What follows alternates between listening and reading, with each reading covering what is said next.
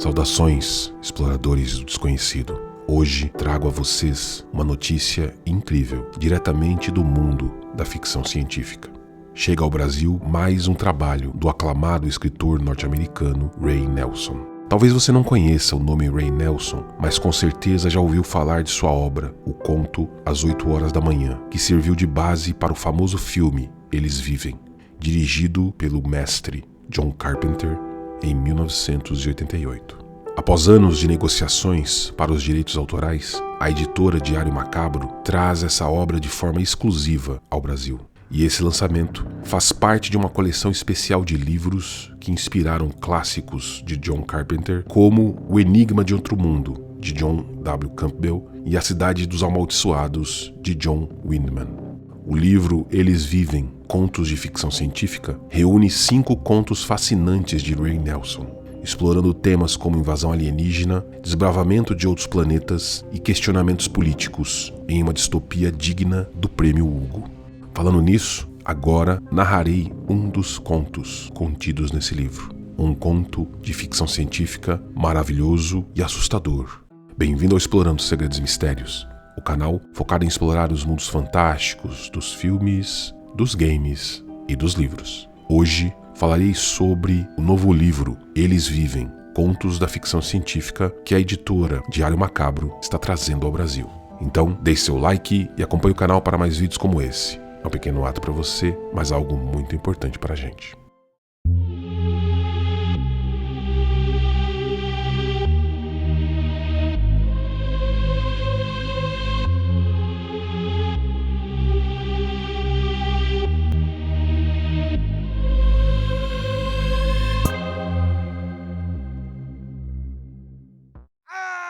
Estão rastejando, gritava o tripulante, contorcendo-se em sua cama, tentando desesperadamente escapar da camisa de força que o mantinha preso.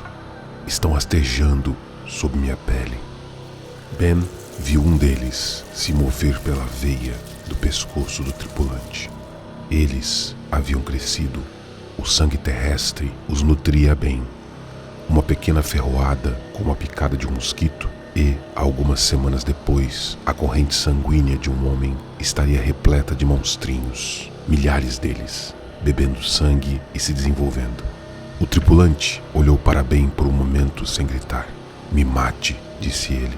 "Pelo amor de Deus, me mate." Ben foi até a cabine de controle e voltou com a sua pistola laser na mão.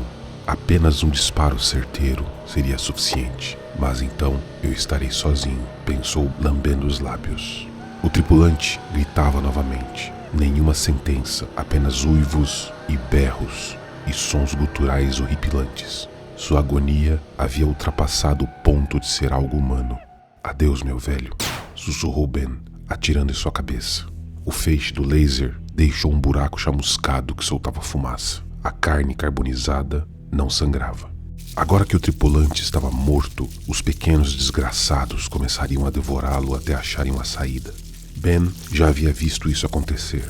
A carne totalmente coberta de pústulas que se moviam, as cabeças minúsculas irrompendo, as criaturas secando suas asas e levantando o voo. Ben fechou a porta e a selou. Agora que os gritos haviam cessado, um silêncio assustador pairava na nave. Ele olhou através de uma escotilha. Estava escuro, exceto pelo brilho azul fosforescente das rosas canibais. "Planeta análogo à Terra?", disse com amargor. "Chamam isso de um planeta análogo à Terra?" Consertar a nave estava fora de questão. Mesmo que conseguisse fazê-la navegável novamente, ele sabia que um só homem jamais poderia pilotá-la sozinho, muito menos guiá-la pelo longo e vazio caminho até seu lar. Ele jogava a pistola a laser de uma mão para a outra, ociosamente, enquanto pensava. Devia era usar essa coisa em mim mesmo e acabar logo com isso. Mas, mesmo agora, quando não restara esperança alguma, enquanto a morte aguardava pacientemente por algumas semanas, dias ou horas, ele não seria capaz de tirar a própria vida. "Se eles me querem morto, terão que fazer o trabalho sozinhos", pensou. "Não terão a minha ajuda." Um pássaro cor de fogo cruzou o céu, reluzindo como um foguetão. O rádio continuava a enviar o pedido de socorro gravado. Ondas gravitacionais viajavam mais rápido que a luz, mas demoraria mais de 1 ano até a mensagem chegar à Terra. Era uma perda de tempo. Ben sabia disso, mas seguiu com a transmissão mesmo assim. Na manhã seguinte, enviaria mais um relatório.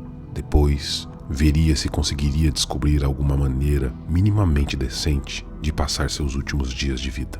Foi para a cama e dormiu tranquilamente, apesar dos pequenos terremotos ocasionais aos quais já estava acostumado. Acordou com a luz do dia, elaborou seu relatório ainda sonolento e depois preparou seu café da manhã. O convés havia se inclinado um pouco durante a noite, provavelmente por causa dos terremotos. Porém, Ben se recusava a pensar nisso ou em qualquer outra coisa até ter terminado seu desjejum.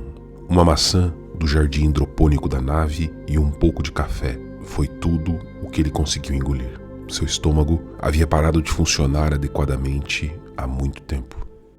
Demorou com seu café e quando finalmente terminou foi até a escotilha e observou. Os 2 sóis, um pequeno e brilhante e outro grande e de um vermelho desbotado, lançavam sombras estranhas e conflitantes sobre o campo de rosas canibais que ali se degladiavam. Presas em uma luta até a morte em câmera lenta, elas repuxavam umas às outras, torciam umas às outras, estrangulavam umas às outras e tentavam, com suas grandes folhas que pareciam leques, ceifar uma a outra da luz dos sóis. De vez em quando, uma das flores mais fracas era arrancada pela raiz, contorcendo-se freneticamente e era despedaçada por suas vizinhas. As pétalas eram de um branco rosado pálido, como pedaços de pele albina, decorada por um padrão delicado de veias vermelhas.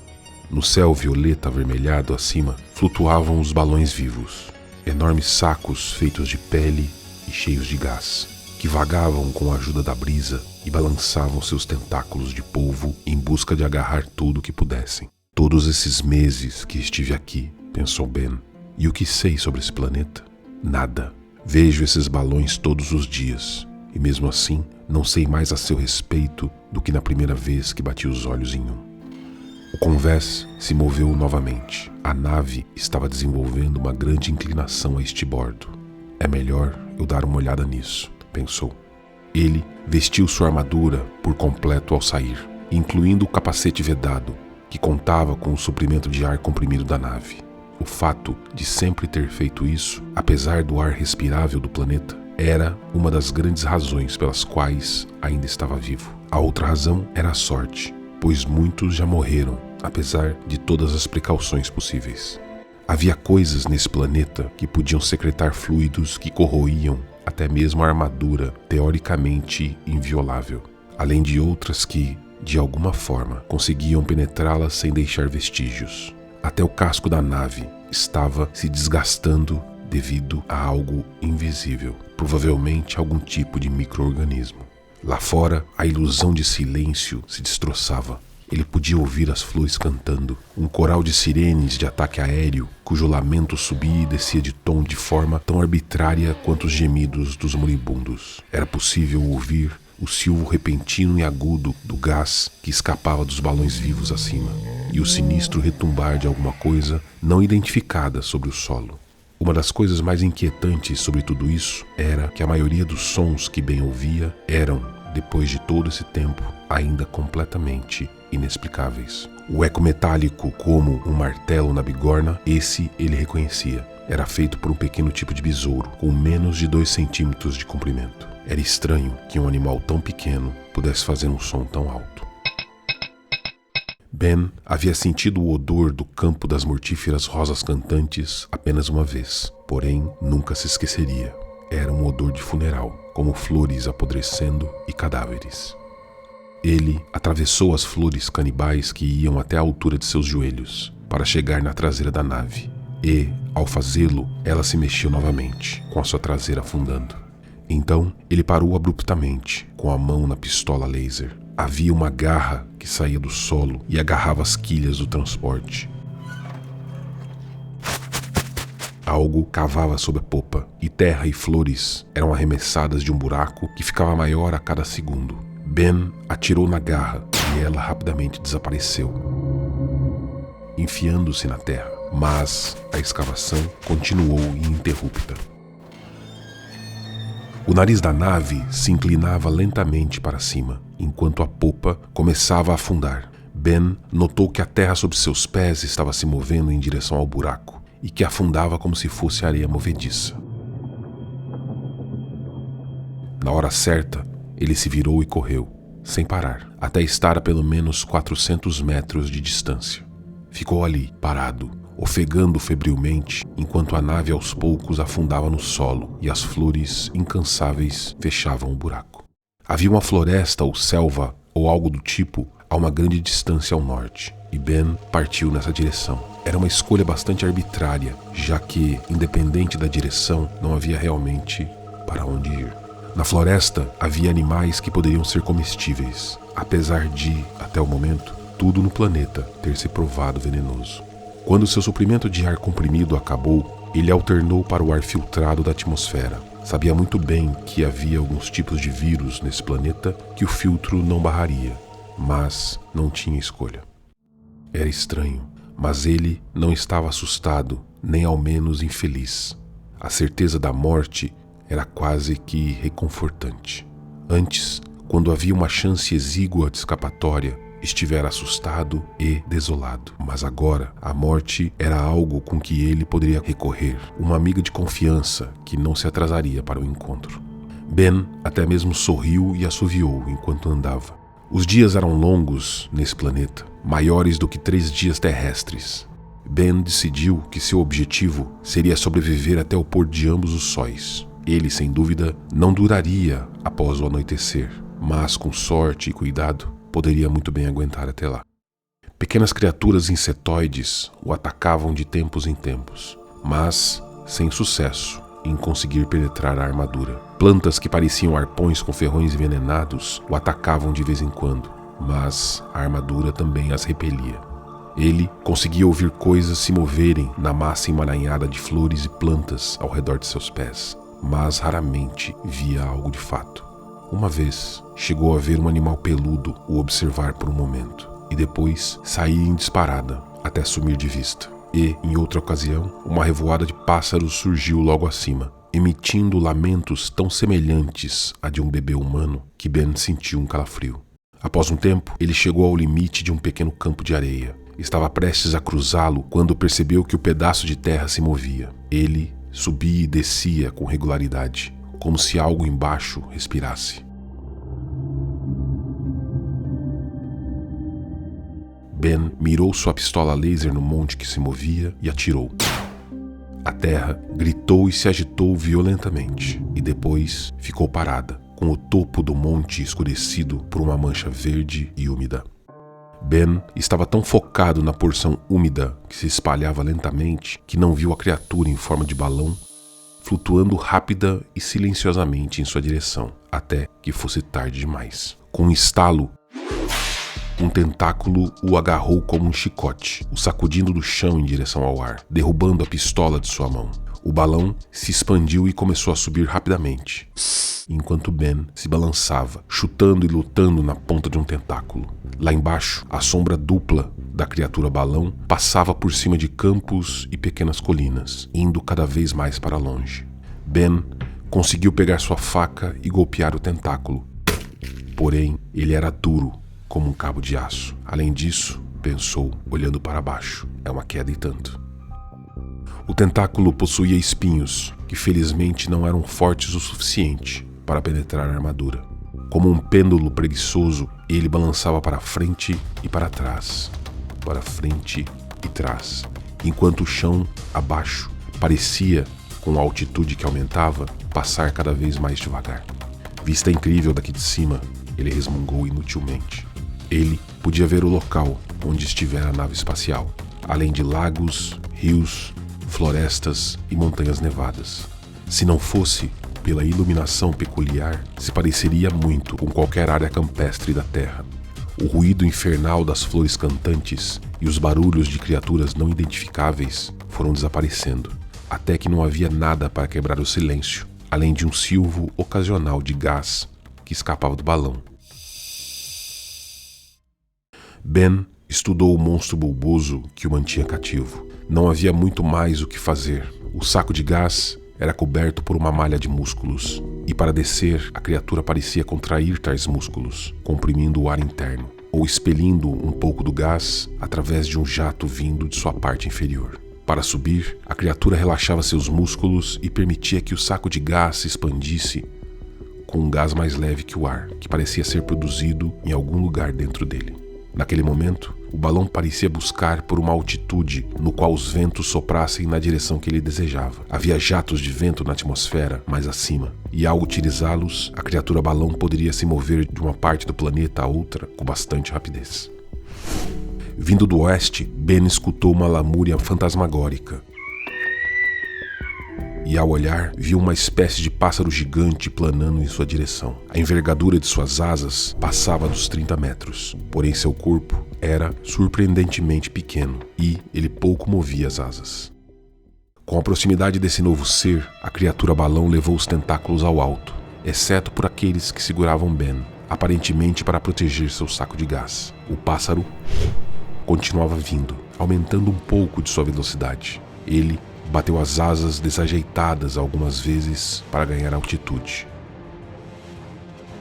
E então mergulhou em direção ao balão. A criatura possuía um chifre no centro da testa, e a sua utilidade estava assustadoramente clara. Entretanto, a criatura balão era rápida o bastante, e o grito gutural de triunfo do pássaro foi sufocado em sua garganta por um tentáculo espinhento. Berrando e movimentando descontroladamente suas vastas asas, o pássaro balançava sobre o balão. Vez ou outra, atingia Ben e o fazia girar atordoado em arcos turbulentos. De repente, a criatura balão ergueu Ben acima de seu saco de gás e assim o manteve por um momento, como arma. Ben foi nocauteado pelo impacto e teve sua viseira destruída, ficando assim com o rosto desprotegido. Então, ele sonhou, mas os pesadelos que experienciou eram leves, comparados àqueles que o aguardavam quando acordasse. Na verdade, ele não sabia diferenciar com clareza em que ponto o sonho e a realidade o separavam. Em um momento, sonhava que algo macio e sufocante cobria seu rosto. No seguinte, abria os olhos e via que era verdade. Pelo movimento de balanço tranquilo que sentia, sabia que ainda estava sendo carregado pela criatura balão, mas agora não balançava mais sobre ele como um peixe no anzol. Ben estava dentro dele. Ele tentou se mover, mas descobriu estar preso em uma espécie de casulo, tão apertado que não conseguia mover nem os dedos. Seu nariz e boca estavam bloqueados por algo macio e grudento, como algodão doce. E na luz turva avermelhada que era filtrada pelas paredes finas do corpo da criatura, conseguia ver a massa de algodão se infiltrando em sua armadura, com um movimento suave e pulsante. Havia outras criaturas lá também, penduradas em casulos nas paredes do estômago. Ben decidiu chamar aquilo de estômago por falta de uma palavra melhor. E quando um deles choramingou, Ben soube que ainda estavam vivos. Pelo topo de seus casulos, um algodão doce de cor branca se infiltrava e se tornava vermelha ao sair pela parte inferior, misturado com pequenos pedaços de carne e órgãos internos mal digeridos. Eles estão sendo comidos vivos, pensou Ben, e eu também. Então ele percebeu que seu coração não batia mais, seus pulmões não respiravam mais, e ainda assim ele estava vivo e consciente. O sangue que circulava por seu corpo era movido por outro coração. O oxigênio que sustentava a vida de seus tecidos vinha de outros pulmões. O coração e os pulmões da criatura balão.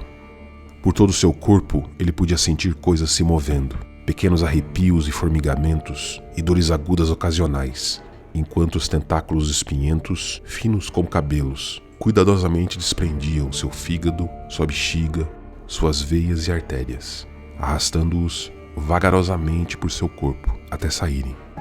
Ele podia sentir com clareza até mesmo a carne e os músculos ao redor de seus ossos sendo afrouxados, e os próprios ossos sendo removidos com extrema gentileza.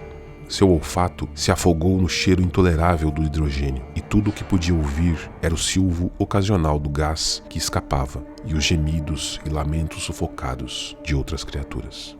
Ben daria qualquer coisa para poder desmaiar, ou ao menos enlouquecer, mas a criatura controlava as secreções em seu sangue e não lhe dava o luxo da anestesia, nem ao menos quando os tentáculos começaram a sondar a matéria cinzenta de seu cérebro. Foi quando as alucinações vieram, mais reais do que a realidade. Visões trêmulas e repentinas de céus intermináveis e do chão muito distante, o calor das correntes de ar e a umidade da chuva. Era como se Ben olhasse o universo pelos olhos da criatura balão, como se ele fosse a própria criatura. Sentiu como se ele mesmo mergulhasse, faminto, buscando plantas e animais com seus tentáculos, agarrando-os, levando-os ao céu. Sentiu como se ele próprio arrastasse a presa para dentro de seu estômago, explorando seu corpo enquanto a mantinha viva. Sentiu como se digerisse tudo menos o sistema nervoso central. Essa parte ele deixava para devorar de outra maneira. A mente, a espinha dorsal, o sistema nervoso central era conectado por esguias fibras nervosas ao seu próprio cérebro, para que assim pudesse ler a mente de suas vítimas, engolindo suas memórias, hábitos e traços de personalidade, tornando-os todos parte de sua própria mente, vasta e inconcebivelmente imemorial. Então Ben sentiu como se fizesse parte daquela mente, o herdeiro de uma experiência de 1 bilhão de vidas em 1 bilhão de corpos diferentes. Agora ele era uma criatura pequena como um inseto, depois um pássaro, um tipo de cobra, um peixe, uma rosa canibal cantante, uma criatura escavadora gigante. Rapidamente vieram as nuvens de memórias, o mar de almas, até Ben ter a sensação de que ele era toda a vida, passada e presente do planeta. Toda a miríade de vidas se misturou novamente em uma só, e Ben Singer vagueou pela baixa estratosfera, com seus tentáculos flexíveis suspensos, calmamente digerindo tudo aquilo que havia aprendido. Logo, será tempo de germinar novamente, pensou Ben, sonhando com as criaturas balão, minúsculas, que logo se formariam vagarosamente nas paredes de seu estômago-saco de gás gigante, cada uma delas uma duplicata exata de seu pai e mãe, carregando cópias intactas das memórias e mente de seus genitores. No fim das contas, ele não morreria, não agora nem nunca. Ele não sabia como, mas se tornou consciente da presença de outra nave espacial a pousar no planeta. Uma parte de sua consciência a reconheceu como vinda da Terra. Faminto, ele se moveu em sua direção, na direção da comida que ela continha. O que acharam do conto? Maravilhoso, não é? Este autor realmente consegue trazer temas assustadores e ao mesmo tempo alienígenas para cada explorador. Além dele, vamos conferir a lista de histórias que compõem o livro que a editora Diário Macabro está trazendo ao Brasil. Além do conto Comida, escrito em 1965, teremos Desligue o Céu, de 1963, que é um conto que fala sobre uma anarquista pacifista que tenta divulgar sua propaganda em um mundo que foi consumido pela tecnologia. 8 horas da manhã, de 1963, que inspirou o brilhante Eles Vivem, de John Carpenter, e que fala sobre seres alienígenas em uma versão distópica da Terra. Também teremos Viagem no Tempo para Pessoas Ordinárias, de 1972, que mostram um homem que se vê viajando no tempo e entrando em conflito com as diversas facetas do cristianismo e de si mesmo. E por fim, Quem é a Rainha Vermelha, um conto de 1976, que mostra um funcionário de um hospital psiquiátrico que se vê em um impasse quando uma misteriosa paciente de pele rubra é indicada para a lobotomia. Além desses contos, o livro também vai apresentar um prefácio que contextualiza a vida e a obra do autor, repleta de informações e curiosidades sobre cada narrativa.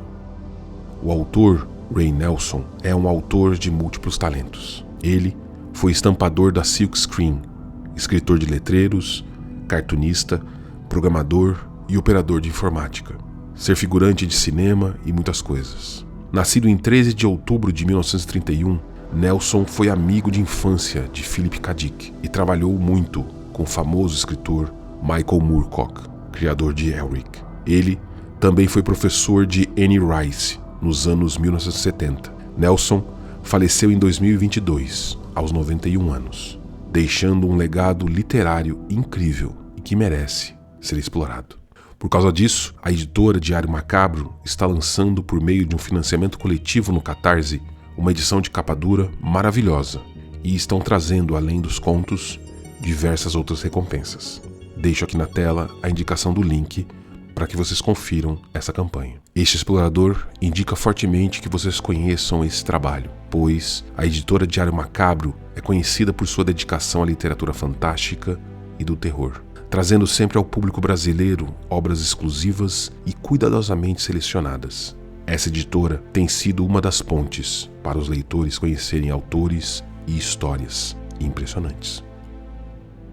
E aí, exploradores, o que acharam dessa novidade? Deixem nos comentários suas expectativas para esse lançamento incrível. E não se esqueçam de curtir o vídeo, se inscrever no canal e ativar o sininho para não perder nenhuma atualização. Obrigado mais uma vez, ficamos por aqui. Até o próximo vídeo, exploradores.